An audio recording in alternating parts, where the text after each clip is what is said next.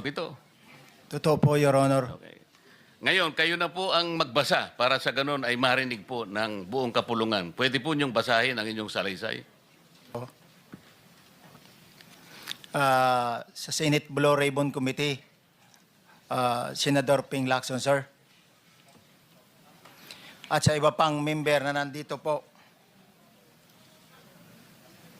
Ako po si Orly Gutisa, may asawa, nasa tamang edad, Pilipino,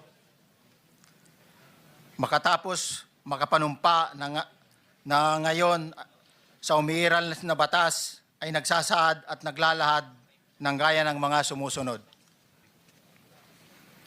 Ako po ay lumabas upang magsalita sa isyu na ito. Bansa. Sa pagkakataong ito, nagdesisyon akong magsalita at maglabas dahil ayokong maging masama ang kinabukasan ng aking mga anak, apo ko sa darating na panahon. Ayoko pong naririnig ko at napapanood ko sa pagdinig ng Blue Ribbon Committee.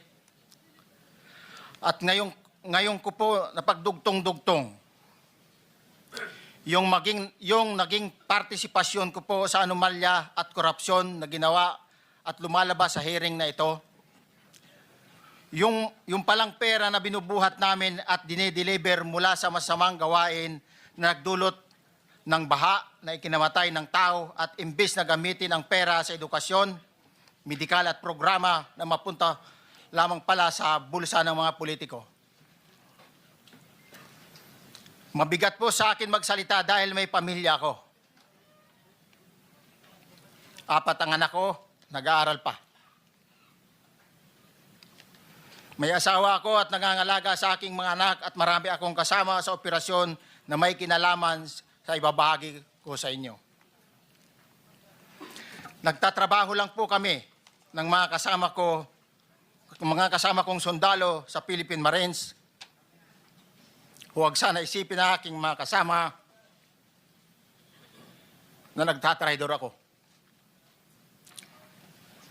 Ako sa aming trabaho at pinagsamahan dahil pare-parehas kaming may pamilya at gusto lang naman naming ayusin ang kinabukasan ng bawat isa.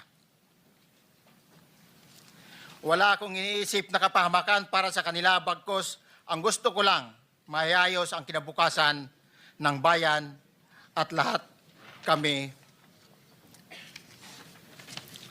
Noong December 5, 2004,